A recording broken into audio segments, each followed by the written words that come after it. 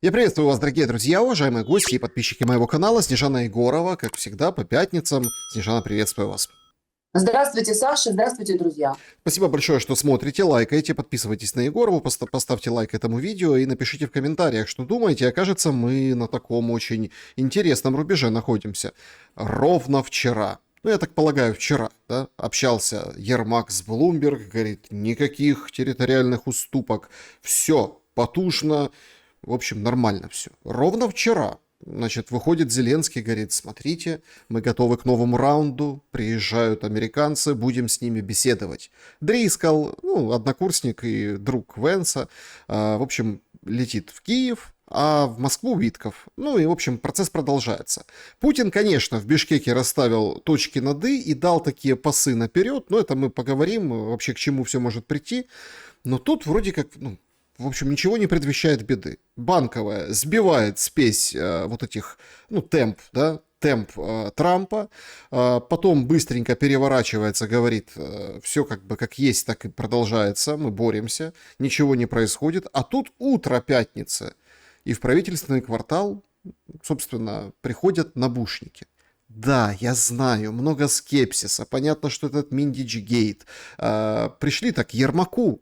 И Ермак, возможно, все спрятал, и ничего нет. Но сам факт этого в день переговоров с американцами наводит, ну, на такие очень прямые и четкие умозаключения. Ну что, все? То есть главный переговорщик, которого спрятали за ширмой дипломатии от подозрения НАБУ, Ермак, может и выйдет, конечно, сухим из воды, но за него взялись. Это конкретное процессуальное действие. Сам Ермак пишет, что все хорошо, я там, мои адвокаты, все показываем, мы, конечно, мы готовы, мы открыты.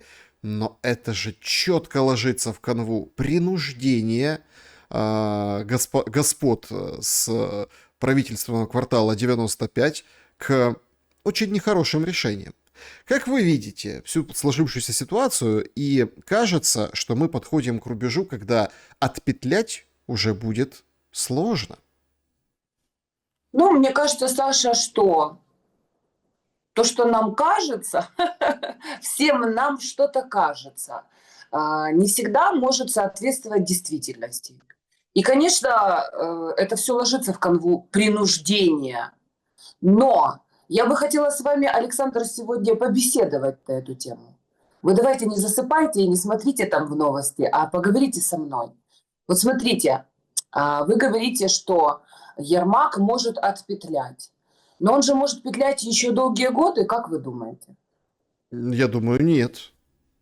Ну, Но смотрите, смотрите, как они же это? Нет. петляют уже, М-м. уже практически больше года, они петляют, несмотря на то, что они не являются легитимными, несмотря на то, что Ермак вообще не занимает ту должность, функции, которую он на себя взял, но они же каким-то образом петляют, то есть это может еще быть полгода, год, 3 года, 5 лет. Сколько вы даете им срока вот так вот петлять еще? Я думаю, что процессы пойдут очень быстро. Очень быстро. Потому что открыли рот. Их можно, конечно, всех клеймить там соросятней, клеймить там какими-то бывшими. Открывают рот генералы, открывают рот военные. Вон Марченко, который ушел за Залужным в отставку, он же четко говорит, елки-палки. Ну, у него же, понимаете, это же почему бьет по мозгам украинцев? Он говорит, сколько нужно человеку для жизни, ну, для счастья. Ну, пожить, поесть, поспать, поездить на какой-то машине. Но не вот эти тонны денег. Это как бы финита ля комедия, Снежана. Тут уже, даже если они их там, ну, условно, не посадят, или там не привлекут, или не будут вот этих процессов, и они каким-то образом скажут, вот я чистый и честный, и кристальный, ну, народ-то видит все. И дальше уже с каким лицом ты будешь появляться? На переговорах с американцами, перед народом Украины. Я очень жду сегодняшнего вечернего обращения Зеленского. Прям очень жду. Все, обо всех уже стало ясно. Вы же неоднократно в наших эфирах говорили, украинцы, прозрейте. Так вот, этот этап идет. И этап прозрения. Все становится понятно о зеленых, о власти. И, соответственно, вы говорите, сколько? Да хоть сколько. Вот вы говорите, год назад. Да год назад не было. Никто не мог на священную бедную корову рот открыть и покуситься. Ермак все взял и, казалось бы, такой паучьими лапами вцепился, и все у него под контролем. А нет. Ну, смотрите, Саша, конечно, ваш оптимизм я разделяю. Конечно, мне хочется, чтобы украинцы прозрели, и многие прозрели. Несмотря на то, что я, в частности, годами говорила, что все то, что им кажется про героического героя Владимира Александровича, про его чудесную первую леди Еленочку Зеленскую, про то, как они заботятся о детях, как они хотят нам счастья, что все это не то, чем на самом деле кажется. Но давайте поговорим о том, а кто будет его сносить? Вот вы говорите, что все пойдет очень быстро, ну то есть с ними что-то начнут делать, их начнут загонять, догонять, типа арестовывать. А кто будет это делать? Вот, Саша, кто в Украине в данном случае? В правовом украинском поле. Вот вы говорите, там генералы какие-то возмутились, там еще какие-то депутаты, наверное, Порошенко, Тимошенко. Но кто именно из них, какая сила? Назовите мне имена, фамилии людей или, может быть, какую-то политическую силу, которая будет непосредственно приводить приговор к исполнению. Нет, даже сначала начнем с того, что заведет какое-нибудь уголовное дело, в частности на Ермака или, не дай бог, на Зеленского. На И Зеленского доведет нельзя, это все до конца. на Зеленского нельзя, у него иммунитет, но вы же понимаете, что Ермак — это основной костыль Зеленского. Его выбить, и, в принципе, все обрушится. И все это понимают. Кто? Американская клиентела, да. Внешний элемент внешнего управления, контроля, да, они зачистят, расчистят окружение Зеленского для того, чтобы, ну, собственно, выполнять то, что им нужно. А нужно сейчас Нужно? на Для того, повестке чтобы дня что, Саша? для того, чтобы что? остановить войну. Это четкий заказ от администрации президента США, и к этому все сейчас и подводится. Только не хотите по-хорошему, будет вот так. И все это понимают. На измене, на изжоге, на редкой в офисе президента и у Зеленского в кабинете. Смотрите, вы абсолютно правы. Они хотят остановить эту войну. Но причина, почему они хотят остановить эту войну, она лежит не в том, что Зеленский вор. Вот когда генерал, например, возмущается и говорит: боже мой, ну можно же украсть, понятное дело, мы все воруем. Украина, она однокоренное слово от украсть. Но 48 там миллиардов или 50 там с чем-то миллиардов, сколько же можно воровать вагонами? Так вы думаете, Александр, что Владимир Зеленский не получил добро, благословение на именно такого рода ограбления? И вы думаете, что эти деньги он сам потом будет жевать долгими зимними вечерами в своем замке под Лондоном? Он От Трампа делился нет. этими бабками, С и эти Трампом не бабки... делился. С Венсом не делился. С Пентагоном и сегодняшней администрацией не делился. Это же Да. очевидно. Хорошо, так получается, что они сейчас его прижимают вот этими всеми делами и вот этими всеми пленками Миндича. Для чего? Для того, чтобы он с ними поделился? А предположите себе такой вариант, что вот он, например, говорит: хорошо, я готов поделиться. И что будет тогда? Как быстро они будут его загонять, как активно они захотят его сажать, и как вообще долго может еще петлять Ермак и Зеленский, если они поделятся с Венсом, там еще кем-то, еще кем-то. То есть вот этими там фамилиями, которые могут претендовать на распил этого большого куша. Вот вы же заметили, Александр, что господин Трамп, он ведет такую своеобразную политическую игру с разными контрагентами. Вот он, например, объявляет с утра, что завтра я иду грабить банк. Помните? Там буду тарифы выставлять, например, там для какой-то страны. И в этот же момент буквально приезжает кто-нибудь, представитель от этой страны, дарит ему золотой слиток на 100 тысяч долларов. И вдруг вот эти все страшные санкции становятся не такими страшными. Вот вы можете себе предположить, что Зеленский тоже отвалит ему какую-то часть этих денег, и в принципе этот процесс растянется на года. А внутри Украины, как мы правильно с вами сейчас определили, нет той силы, которая будет их загонять. Ну, смотрите, эти силы, во-первых, есть. Это вот эти антикоррупционные силы. Очень интересно, там одной строчкой. Шабунин? Да, полстрочки написал вот этот Железняк, говорит, будьте готовы выходить на Майдан, типа НАБУ защищать, потому что по ним будут бить. Вы же видели вот это в соцсетях, это же потрясающе просто. Некоторые, конечно, тут вообще все закручено, и все непросто, я с вами согласен. Однако тут же другой момент. Смотрите, вот этот момент, когда там я против твоей страны введу тарифы, но ты подаришь мне слиток, это же это не про деньги, это не про взятку, это про репутационный поклон. Там, давайте номинируем на премию, давайте там подарим, давайте там еще. Это честолюбие Трампа, на нем все играют. Но тут другой момент. Американцы, вот эти с Белого дома, вот эта администрация, у них на кону все. То есть не какой-то доляха с Зеленского. Понятно, что его побреют. Я же не говорю, что их прям всех за решетку посадят и выгонят. Но они забирают все. У них даже в плане, в этом 28 пунктам написано 50% прибыли нам от чего? От того, чего еще нет. Но они уже фиксируют. Они хотят забрать все через договоры, ресурсные сделки. Сейчас можно крутить Зеленским как хочешь на фоне вот этих дел. Но они могут забирать все, когда не летят бомбы, снаряды, ракеты по этим объектам. И все прекрасно понимают, что Твенс четко говорит, давайте торговать, а не воевать. То есть тут немножко, я согласен с корыстолюбием американским, но она в другом немножко ракурсе всплывает, немножко в другом.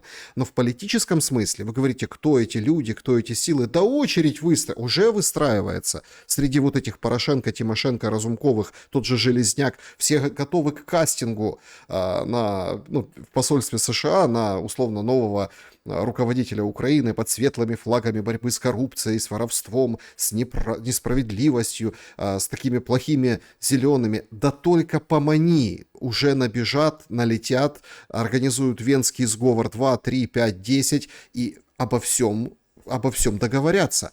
Тут момент такой очень интересный нюанс по поводу Майдана и всего остального. Видели в интернете, как бы обычная новость, подумаешь, в Москве или там Подмосковье накрыли какой-то центр, там паспорта липовые штампуют. Понятно, для мигрантов, для каких-то вот этих приехавших, просто штампуют. И так вот случайно на фотографии российский паспорт с Клименко, руководителем НАБУ, просто сфотографировали, просто во время разыскных действий. А у нас-то в Украине все увидели, сказали, елки-палки, так вот же они, сейчас там напечатают, скажут, что они агенты. И, в принципе, этот ход раскрыт. Мы наблюдаем за такой не просто паучьей битвой в банке, мы наблюдаем за началом очень серьезных видоизменений в структуре, разгрома тех вертикалей, которые строил Зеленский. Ну, смотрите, во-первых, он не сам их строил и не по собственной инициативе. Однозначно у него был архитектурный план и архитекторы, которые ему эти планы выстраивали. Но, Александр, вот смотрите, вы говорите, но подарить Трампу слиток золотой на $100 тысяч, это же не про коррупцию, это про такой как бы поклон, такую как бы благодарочку господину Трампу.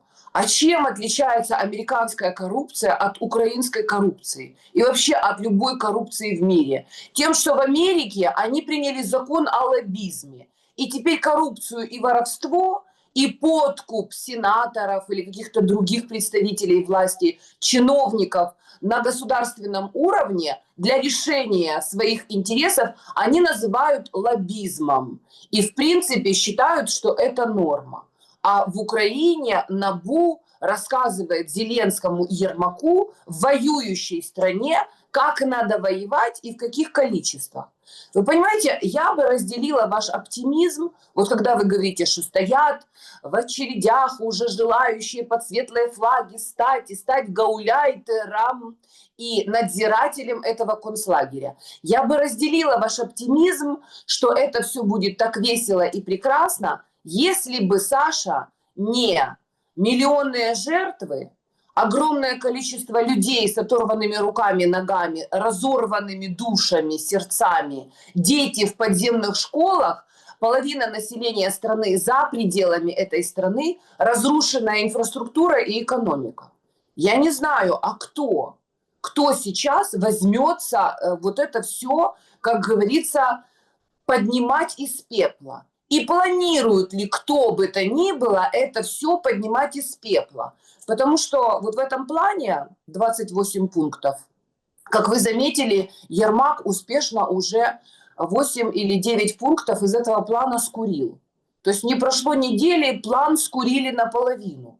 А еще неделя, его еще скурят на 2/3, а через 3 недели мы забудем об этом плане. Есть у меня такое подозрение.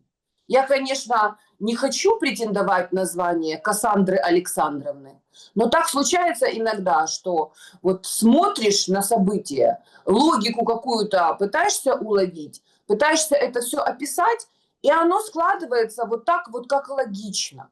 Вы понимаете, дело в том, что когда в этом плане стоит численность армии 600, ой, нет, 800 тысяч военных, у меня возникает вопрос. В стране, которая потеряла все, рынки, потеряла инфраструктуру, рабочую силу, демографическую яму себе уже вырыла. Кто будет вот эти 600, ой, нет, 800 тысяч солдат содержать для начала?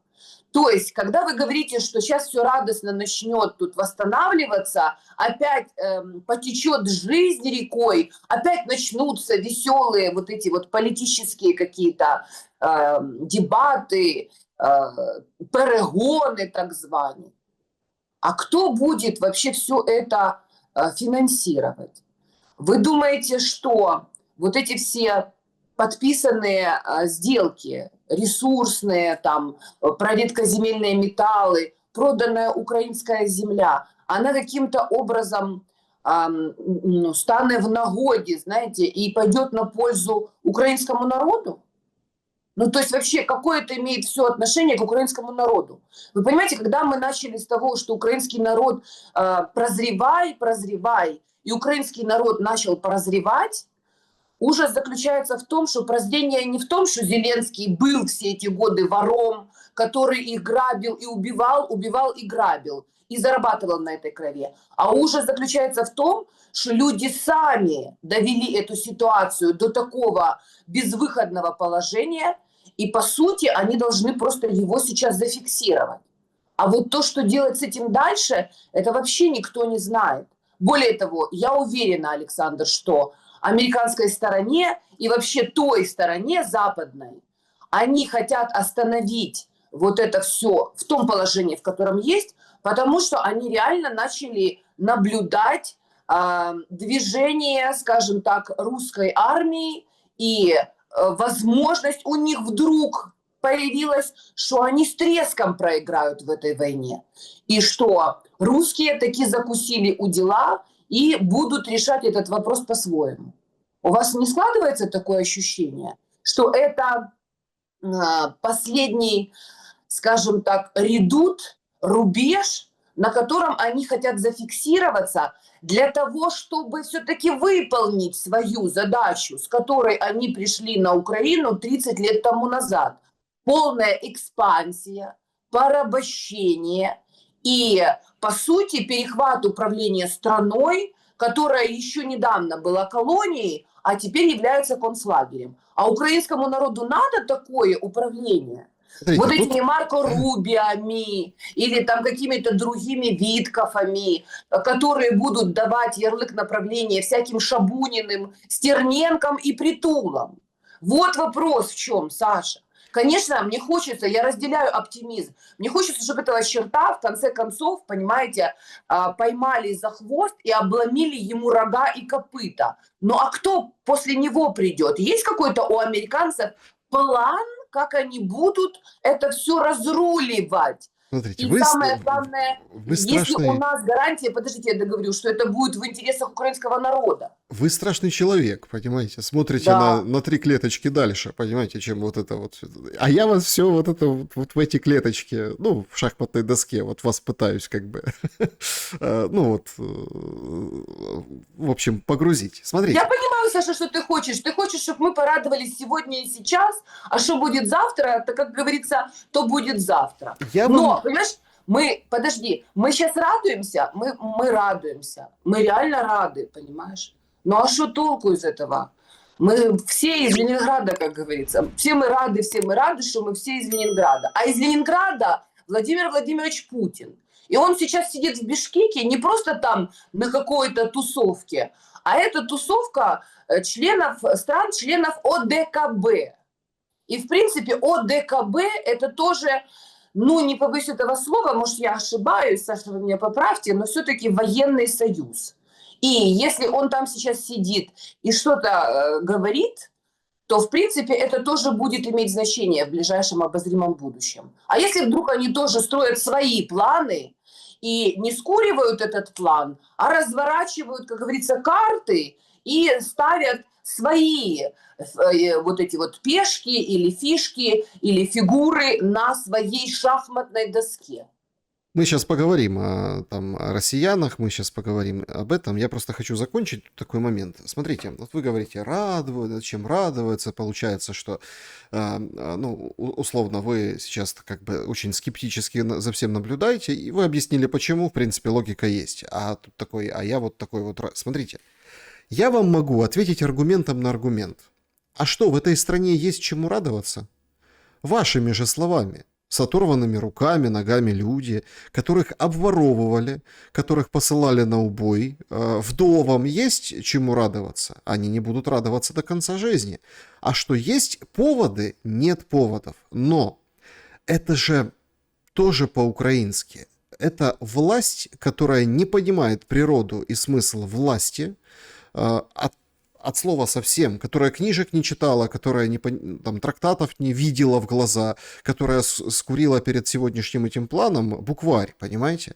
Вот эти люди, они сделали катастрофическую ошибку. Они обернули, ну, опять-таки, есть у любых народов, у украинского тоже, определенные негативные черты.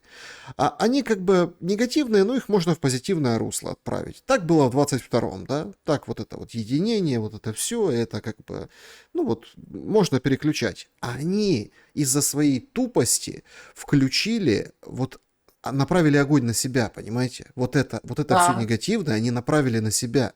Поэтому тут как бы только наблюдать. Потому что это тупо, глупо, по-идиотски. Я согласен с вами. Это не новость, что в Украине воруют. И что много воруют, тоже не новость. И воровали, и будут воровать наверняка.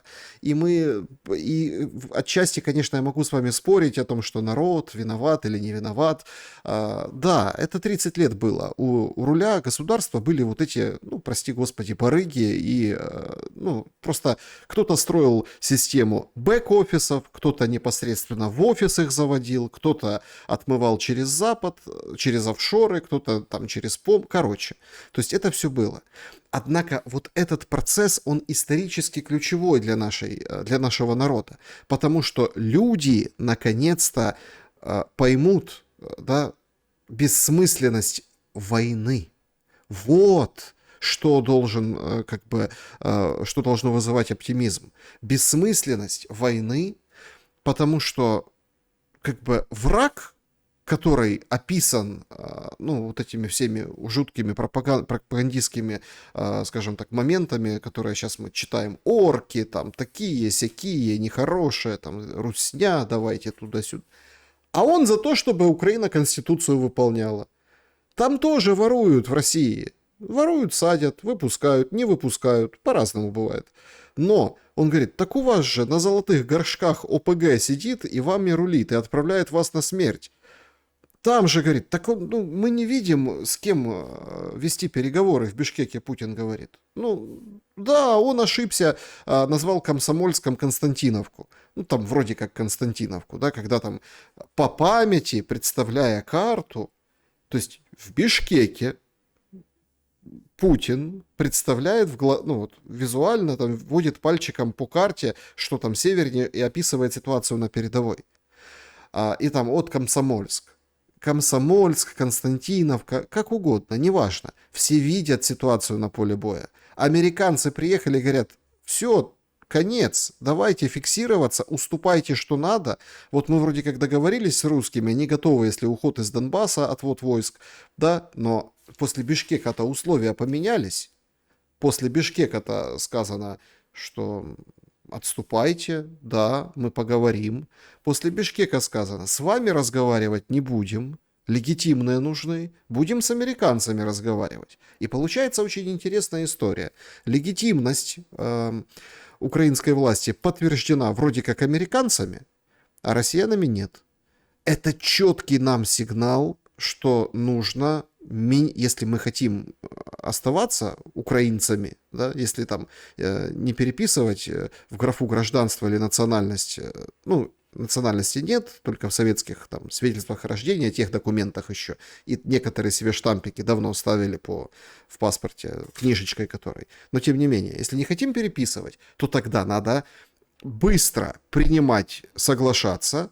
Тогда надо быстро проводить выборы в рамках этих 100 дней. Тогда надо выводить на свет Божий плюс-минус удобоваримую, признанную после выборов власть и Западом, и Востоком, и выходить на какие-то договоренности. Эта фиксация, вы спрашивали про время. Да, это 100 дней, 200 дней, но это хоть какой-то финишный путь, который сбивают Зеленский и Ермак, потому что они хотят зацепиться когтями у власти.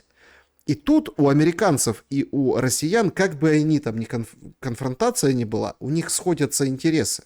И поэтому сейчас штормят в этого Виткофа, да, говорят, вот там русский план подсунул, прослушки и так далее. Путин защитил Виткофа, говорит, что вы на него нападаете?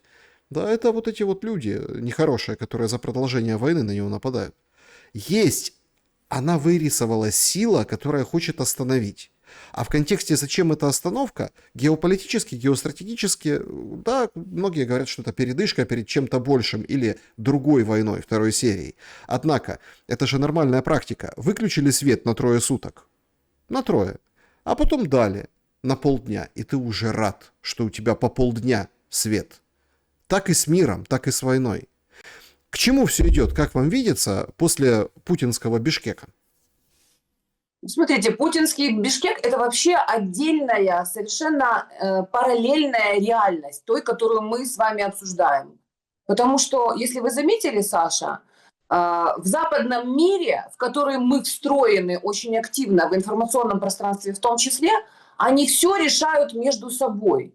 То есть у них такой вот, знаете, цирк Карабаса-Барабаса. Они вот так вот да-да-да, нет-нет-нет, но-но-но, ту-ту-ту, понимаете? Они между собой разговаривают и вообще не учитывают третью сторону, в частности, интересы России, Российской Федерации и стоящих за ними, скажем так, партнеров дружественных. Я имею в виду там Китай, Иран, ну и членов вот этого союза военного ОДКБ в том числе.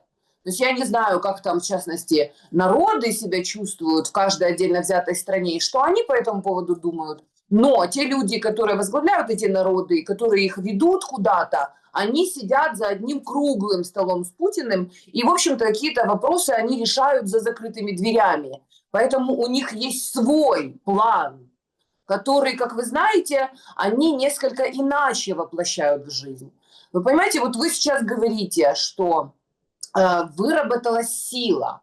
Угу. Да, эта сила, это и есть народ Украины, который, к счастью, еще памятуя, что было в их истории, понимает, что их используют. Вот к чему пришли люди. Они уже поняли, что воюют не ради них, не вместе с ними, а воюют ими непосредственно, их детьми, их телами, их судьбами, их жизнями, их городами, лишая их всего без страха и упрека. Вот это прозрение пришло. И, к счастью, мы с вами, Саша, наблюдаем, что люди сопротивляются. То есть они не могут открытого сопротивления осуществить, потому что против них стоят вооруженные головорезы, в лице ТЦК и прочих вот этих бандформирований, которые кошмарят мирное население. Но они саботируют этот процесс. То есть они не идут воевать добровольно, они сопротивляются, они бегут, они прячутся, они пытаются увильнуть от этого процесса. Но вот когда вы говорите, а что хорошего в Украине, все и так плохо, гробы, смерти, умерших не вернешь. Но если сейчас начнется какой-то вот процесс типа урегулирования, то к ним еще присоединятся недовольные голоса тех, кто сейчас достаточно неплохо устроился на разнообразных социальных ковришках на Западе. Как вы понимаете, большую часть из тех, кто не адаптировался, так называемых бешенцев, их начнут возвращать в эту краину мрий. И они будут недовольны, Саша. Они будут очень сильно недовольны. Они поэтому и голосуют, и кричат, что они хотят продолжения войны до последнего, потому что они думают о своих собственных интересах, о своей собственной шкуре. То есть процесса консенсуса в украинском обществе мы как не наблюдали, так и не наблюдаем. Но когда вот вы говорите, а что вообще вот дальше будет, все и так уже плохо, хуже быть не может. Может, Саша, может. Когда вы говорите об этой силе, которая сформировалась, а назовите мне хотя бы одно имя, хоть одну фамилию, которая может представлять эту силу, например, в парламенте. Вот хорошо, сейчас говорят, все, отлично, давайте 100 дней до выборов. И кто пойдет на эти выборы? Вот назовите мне фамилии и имена людей, которые пойдут на выборы и которые получат поддержку народа украинского, где украинский народ будет глубоко убежден, что именно эти люди будут разруливать вот эту вот сложнейшую ситуацию. То есть мы помним, как Зеленского приводили к власти. Нам несколько лет подряд втюхивали в голову, вливали вот это вот сало, понимаете, производство 1+1, что Зеленский будет прекрасным, лучшим президентом, парень из нашего двора, не замешан в коррупции, не участвовал в политических дрязгах. Вот такой он чистый, честный и прекрасный. А кто сейчас остался там? Где эти чистые, честные, прекрасные? Порошенко, который занимался все тем же и голосовал все так же. Тимошенко, которая занималась все тем же и голосовала все так же. Залужный, возможно, который воевал, в общем-то, с той стороной, с которой сейчас теоретически нужно решать вопросы. И с учетом того, что ему пытаются оставить под ружье армию в 600, нет, лучше 800 тысяч людей. Или Буданов, или кто? Кто, Саша, кто будет баллотироваться? Кто будет представлять интересы народа? Смотрите, Какие выборы? тот, кто будет баллотироваться, за тех и будут голосовать. Ну, например, Смотрите, список. вы же понимаете, в чем дело? Окей, даже тех, которых называют. Вопрос в задаче этих выборов. Эти выборы будут Для чего? для того, чтобы выбрать, воевать или идти по мирному пути. И вот тут у нас абсолютно фигуры не нужны. Вы говорите, что украинский народ все турнули, и уже под лавку никто не спрашивает, да, решают сами.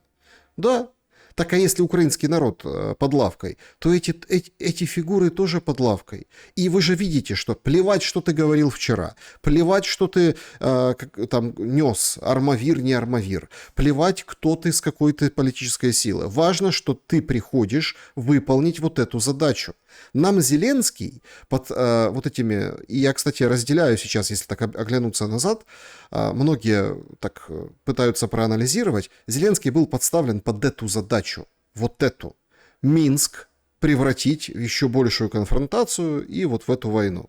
Просто его поэтому согласовали в посольстве США, его выдвинули, выставили, да, сделали длинную операцию. Сейчас не надо этих длинных операций. Сейчас нужен абсолютно любой, и поверьте, и россиянам будет плевать, будет это даже гипотетически Белецкий.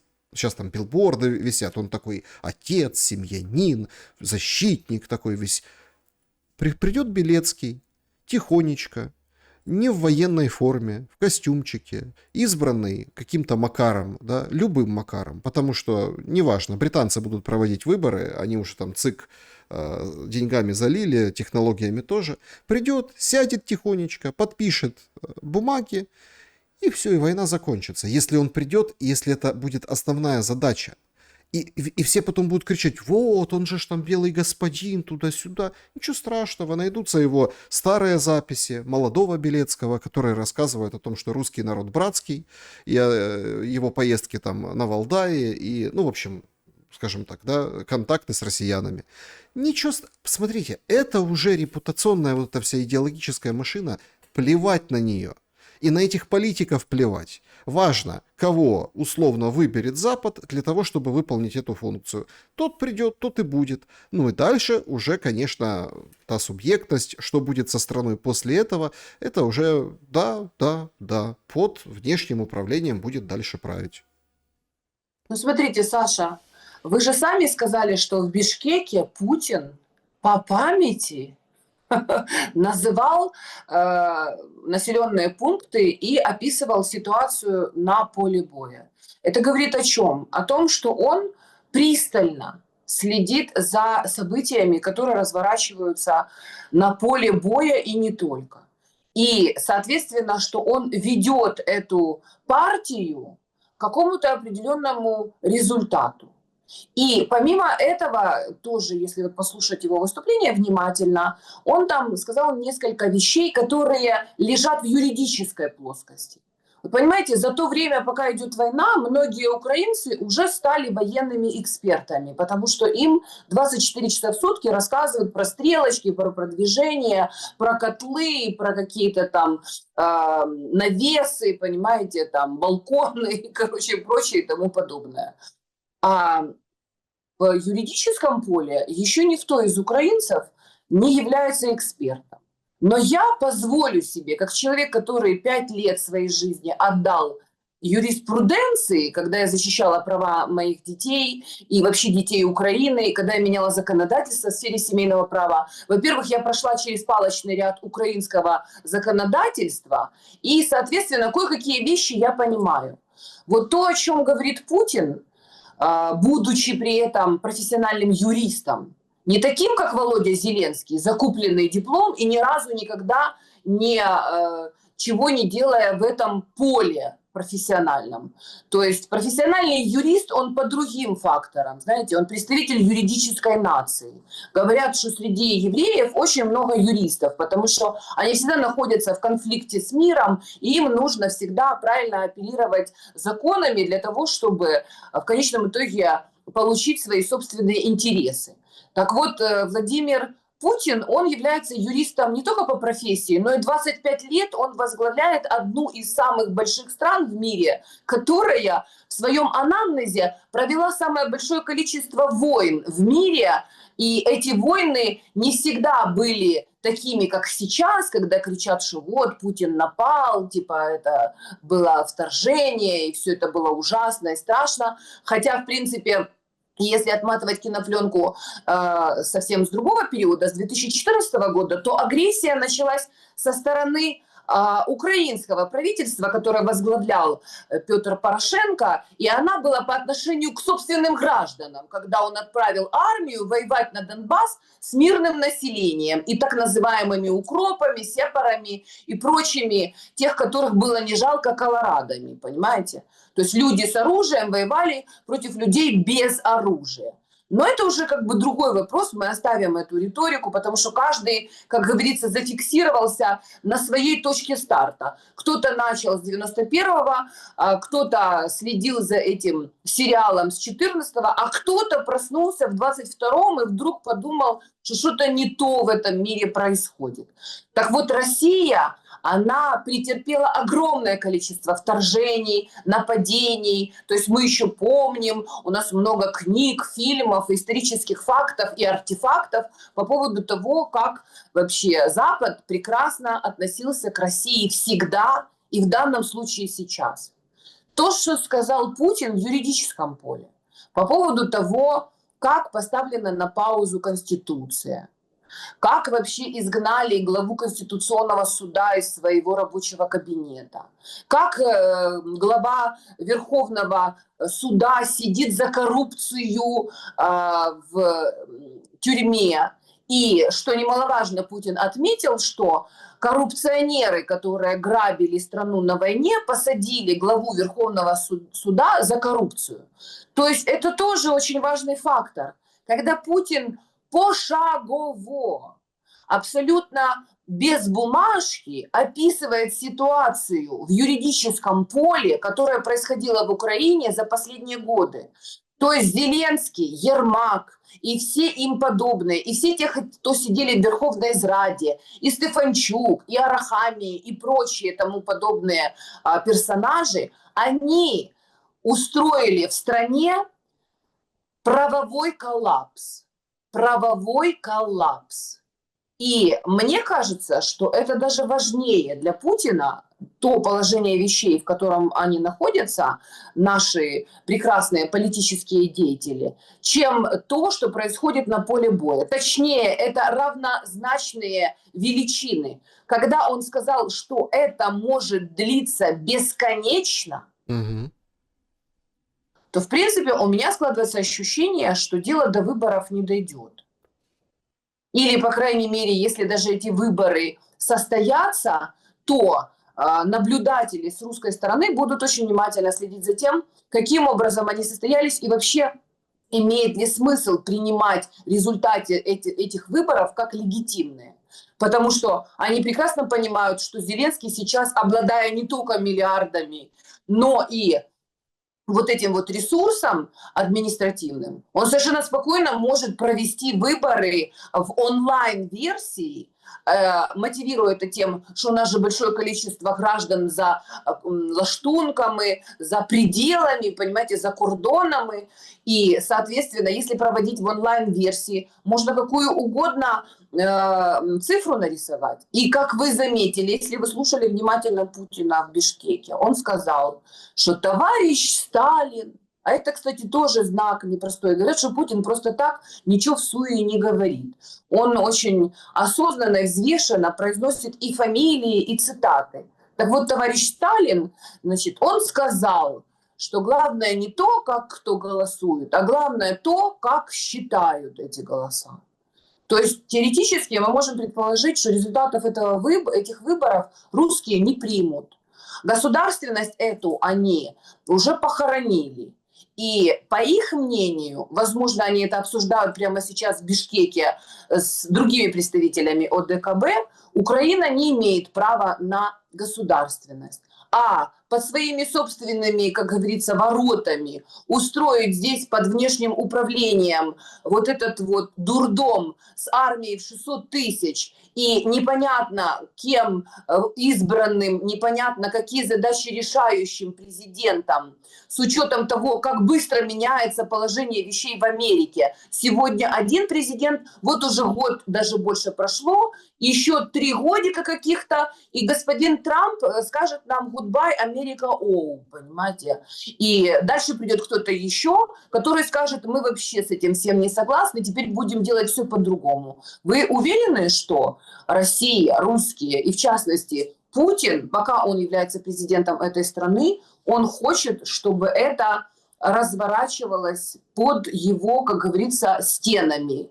Потому что, как мы понимаем, все, что делает Европа объединенная в лице Урсулы фон дер Ляйен, господина Рютте, который заявил недавно, что даже если мир настанет, отношение к Путину не изменится.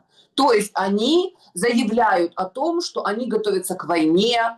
Германия какой-то выкатывает тайный план, как они готовятся к войне. То есть они эту риторику не оставляют, они не меняются. В Америке Трамп поменяется через 3 года. Ну, зачем, например, русским России сейчас давать возможность даже под внешним управлением останавливать процесс продвижения собственной армии? Для чего? Ну, смотрите, тут такой момент. Понятно, скажем так, ваши вопросы, аргументация, но есть четкий и... Ну, смотрите, есть же реальность на Земле, картина, да? Картина на этой Земле. Хорошо, вы считаете, что Путину не надо это, да? Ну, окей. То есть, но он же так не сказал. Он сказал, что нас устраивает как сейчас. Ну, имеется в виду Нет, смотрите, Саша, военном да, продвижении. простите, пожалуйста, он так не сказал. Но до этого я слушала большое интервью Сергея Лаврова, который сказал, хорошо, что мы уже беседуем. То есть это уже результат дипломатии, серьезных трудов, что мы находимся в диалоге. Хуже было, когда мы не были в диалоге при Байдене, которые вообще никак ничего не хотели говорить и вообще ничего не готовы были обсуждать. Хорошо, что мы беседуем, но позиции сторон слишком далеки от тех, которые каким-то образом могут совпадать.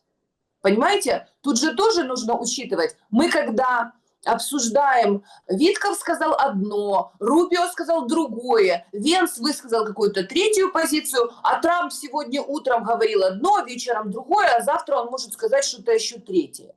То есть это же разноголосица. Она специально создается для того, чтобы каждый нашел ответ на свои вопросы и, скажем так, повод для оптимизма. Но в России немножко по-другому это работает. То есть они говорят что-то одно, но разными, скажем так, примерами пользуются.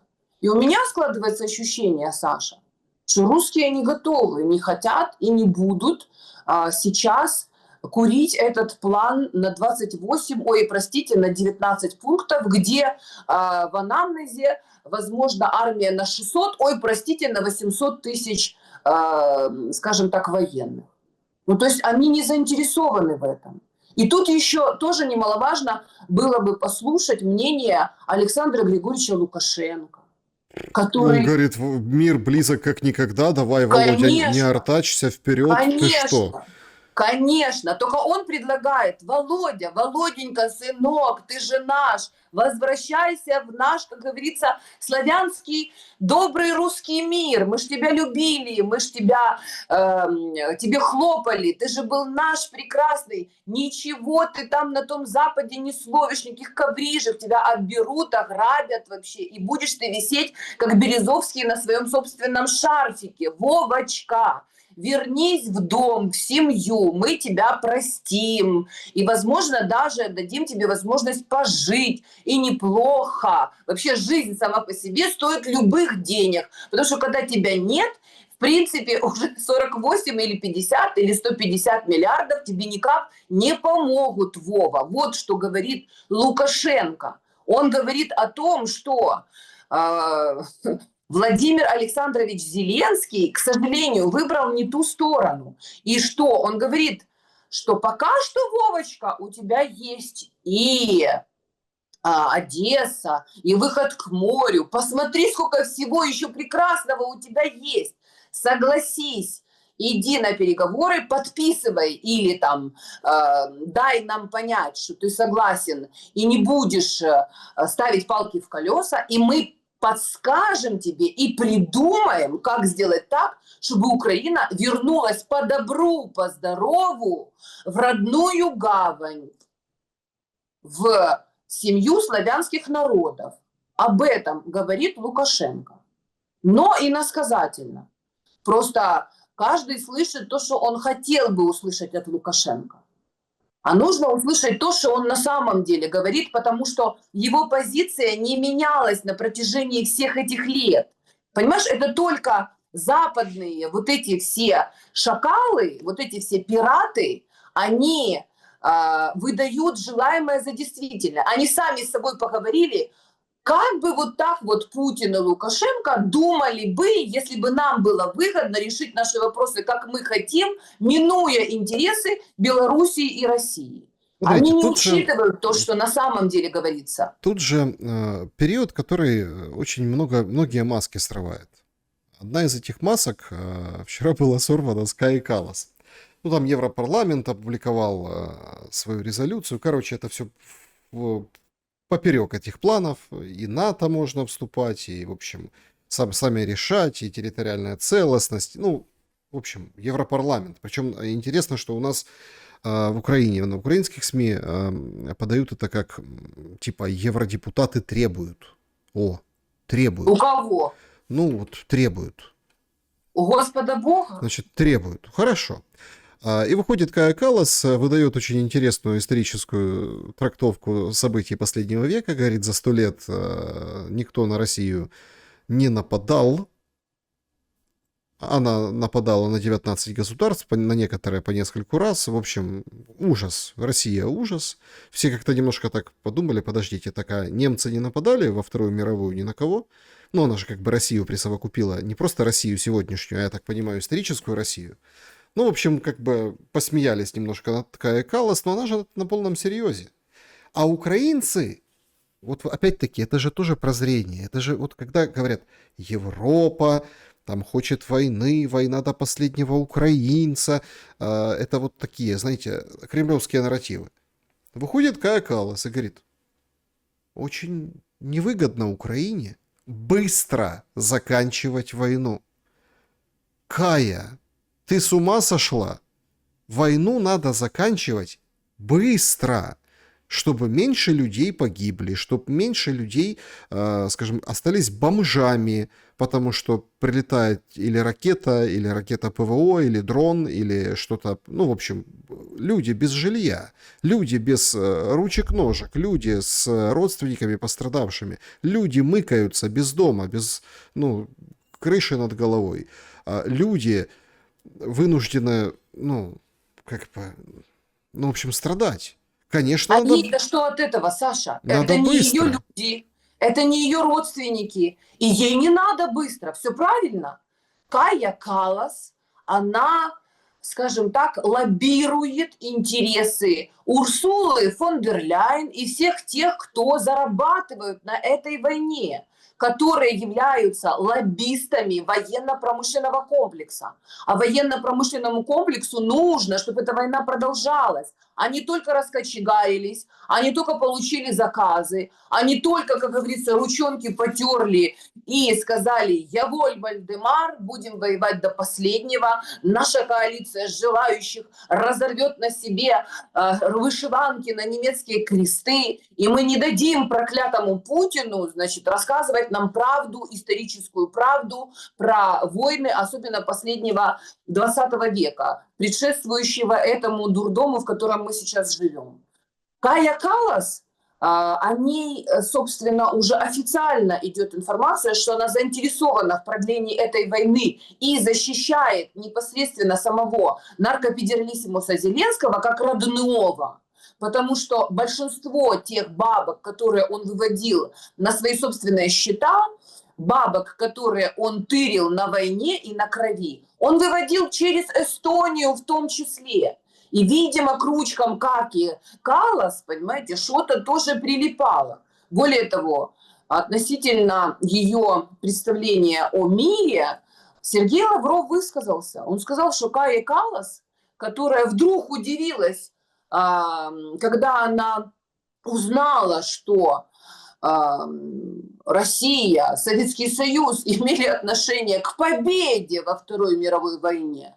Она сказала, это что-то новенькое, что типа Россия имела отношение к победе во Второй мировой войне. То есть она глубоко убеждена, что победили, конечно же, прекрасные букингемские крысы в короне, королек или королевка, понимаете, на лошадушке бежала и своей шашкой вот так вот рубила нацистов и Соединенные Штаты Америки. Так Сергей Лавров сказал, что Кае Каллас неплохо было бы подучить историю для начала. То есть это только лишь свидетельствует об уровне вот этой европейской дипломатии. То есть если две эти идиотки, Кая Каллас и Урсула фон дер Ляйен, как из, знаете, раньше так шутили, ты что, из детского дома, когда вот привезут там какие-то платья, например, или там куртки в магазин единого там какого-то фасона. Все купят и потом ходят, друг на друга смотрят, понимаете. Вот они ходят как из детского дома, понимаете, и только из европейского дурдома. Они одевают вот эти канареечные желтые пиджаки, синенькие штанишки и несут чушь. То есть две канарейки сине-желтых несут чушь, а мы ее обсуждаем. Помните, в нашем детстве, ну не знаю, по крайней мере в моем советском детстве, был прекрасный фильм «Королевство кривых зеркал». И там был такой король Ягупоп, там 66 или 77, неважно. То есть все было наоборот. Ягупоп – это значит попугай. То есть вот это две попугаихи, две самки попугаев, понимаете, которые и выглядят соответственно вот в таких ярких окрасах. И несут они чушь. Как можно вообще их слушать? Кто вообще собирается их слушать? Не, Что ну вообще на они, сегодняшний день Саша представляет из себя Европа? смотрите, После того, подождите, спонсоров войны, спонсоров, которые дают деньги, чтобы Украина не загнулась окончательно, нет, которые, они не спонсоры, а бенефициары войны, Саша. которые, Деньги которые, дают не они. которые содержат украинского и пенсионера, и пионера, и которые там вообще, если бы не их деньги, то, собственно, все бы давно уже закончилось. Если бы их не было и не их деньги, то это бы все и не началось, Саша. И люди, украинцы, прекрасно.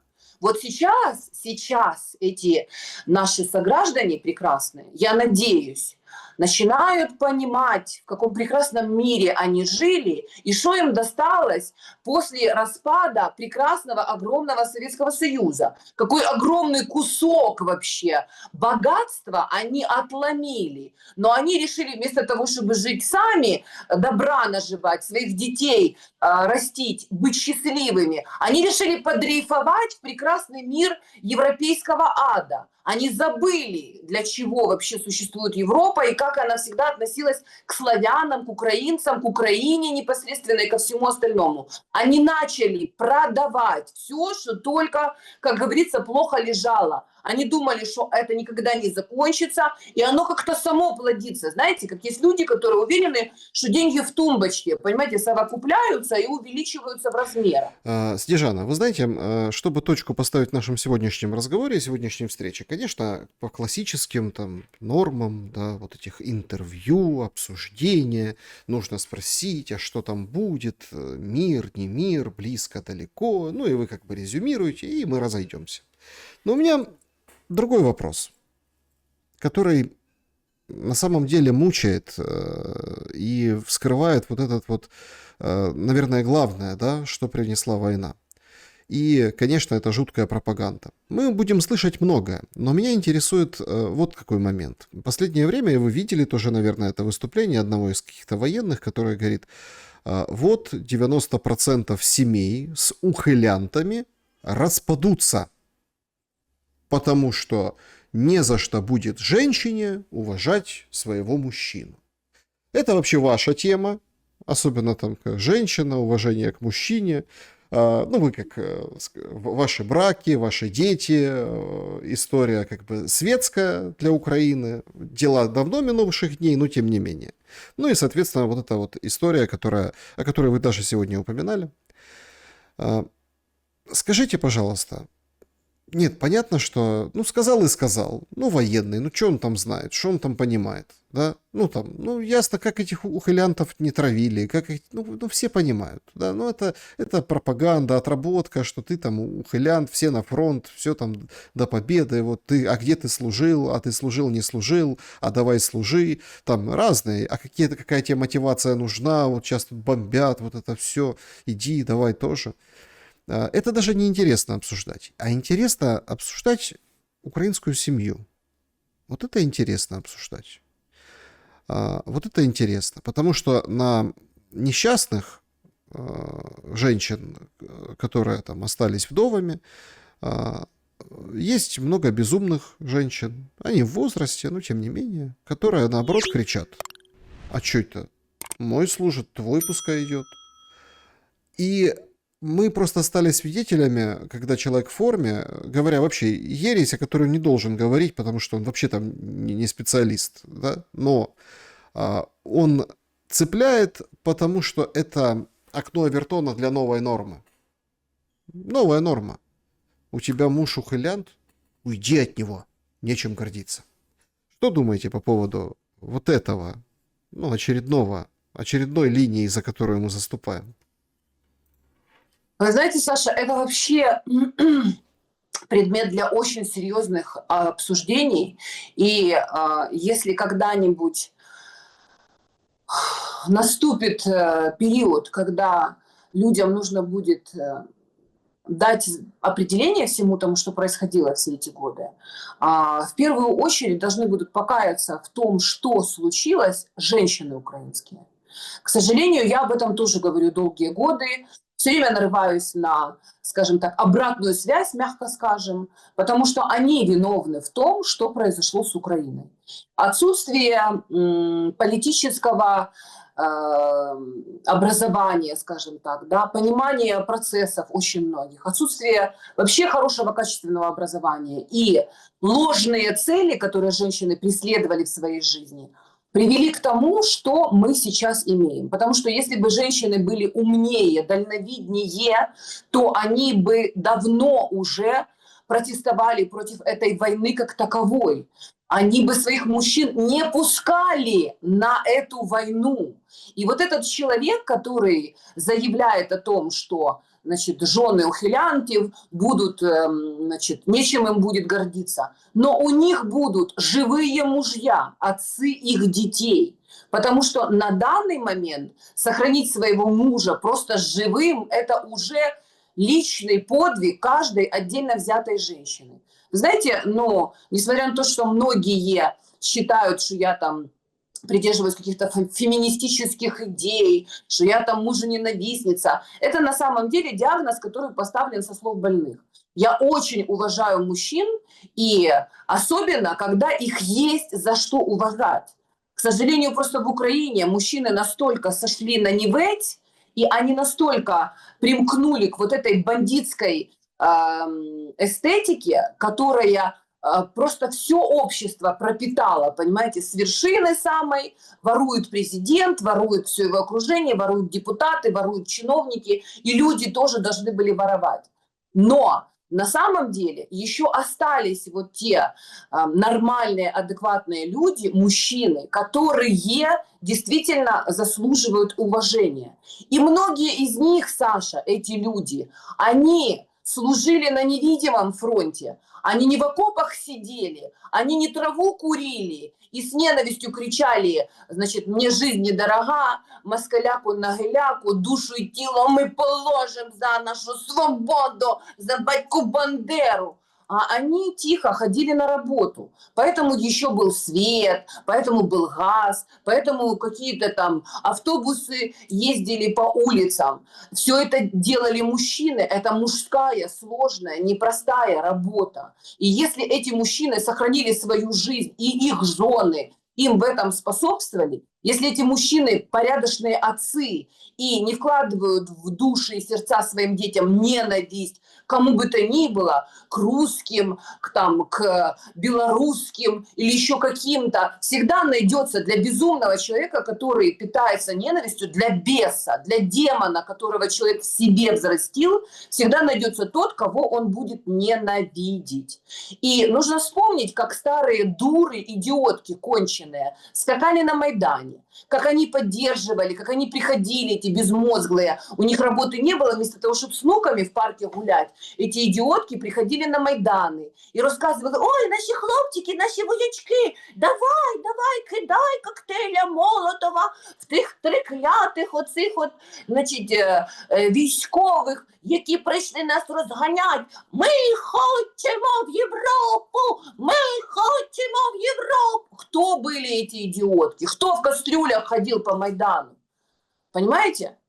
Я считаю, что тут нельзя, конечно, все в одну, скажем так, кастрюлю сбрасывать, но, к сожалению, мы все в этой кастрюле варимся, в кастрюле безумия. И нужно для начала хотя бы вот этот огонек, понимаете, чуть-чуть прикрутить и понять вообще, кто был виновен в этом всем дурдоме, кроме украинского народа и женщин, которые в эмоциональном своем безумии толкнули своих отцов, своих сыновей, своих возлюбленных в эти окопы, потом получили гробы. Никто больше не виноват. И самое ужасное, Саша, что история покажет, что эта война, она принесет не просто боль, утраты, но она еще и принесет боль разочарования глубокого, потому что в этой войне украинцы не выйдут победителями. Горе побежденному во всех отношениях.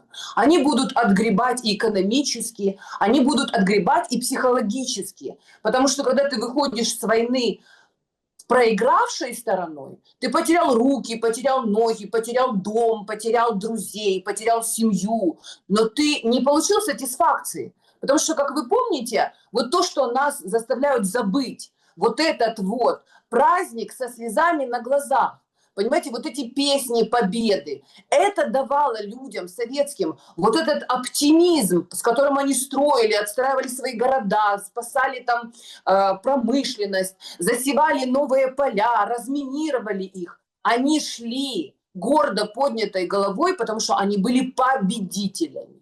А украинцы – это проигравшая сторона, потому что они приняли за основу Мазепу, предателя, они приняли за основу Бандеру, предателя, и прочие тому подобные фамилии, которые сейчас можно очень долго называть, но просто для большинства людей из-за того, что они не смотрели фильмы, не читали книжек, не ходили на уроки истории, не интересовались ничем, эти фамилии для них просто пустой звук, пустой звук. Но, к сожалению, незнание законов не освобождает тебя от ответственности. Да. Незнание истории не освобождает тебя от того, что эти уроки истории догонят тебе и дадут тебе вот этим начинням. Помните, як можна було собі уявити, що просте кухонне начиння стане орудієм, яке на Майдані наші жіночки одягали? Ну, Помните тут... эту дуру, идиотку, вот эту уроки истории по-украински от Зеленского и Оленочки Зеленской? Да, ну во время ковида, да, вот эти записи только появлялись. Смотрите, тут же важно, вы говорите, праздники, День Победы. Вообще праздников нет. Вообще нет. Это же тоже так интересно. Говорят, не будут ничего праздновать, потому что война нынче, ну, имеется в виду какие-то даты, даже переписанные. Поэтому у людей стерли ощущение праздника. И знаете, тут я против переносов Рождества там и всего остального, я против. Мы сейчас вот входим в эту колею там, новогодних праздников, зима через 3 дня, да, но... Ёлки-палки. Ну так вы сделали так, что никакие праздники не празднуются. Никакие. То есть их нет. Всегда так даже... это и есть, Саша, это и есть признак того, что мы в концлагере. В концлагере не празднуют праздников.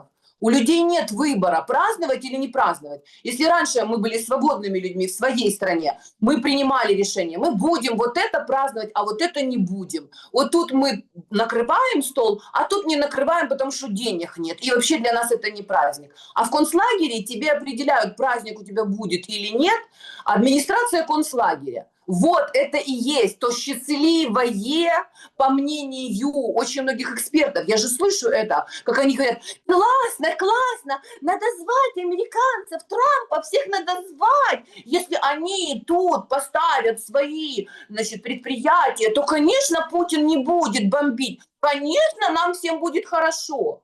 В качестве кого?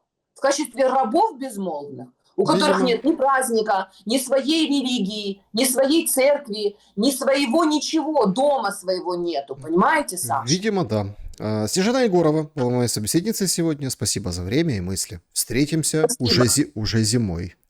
Да, Сашенька, зима, холода, одинокие дома. Но вы, дорогие друзья, не отчаивайтесь. Как говорится, имеющий уши да услышит, а имеющие руки нарубит себе дров, буржуйка, и как в старые добрые времена вспомните блокаду Ленинграда и славные ленинградские песни. То, что дало выжить русским людям в блокадном Ленинграде, даст выжить русским людям и сейчас в этом сложном, безумном мире. А так мы, дорогие друзья, в любом случае победим. Ну, имеющие руки, да напишет комментарий, к чему всех призываю, о том, что думает. Пишите, подписывайтесь на Снежану Егорову, подписывайтесь на этот канал, ставьте лайк обязательно. Добра и света. Увидимся.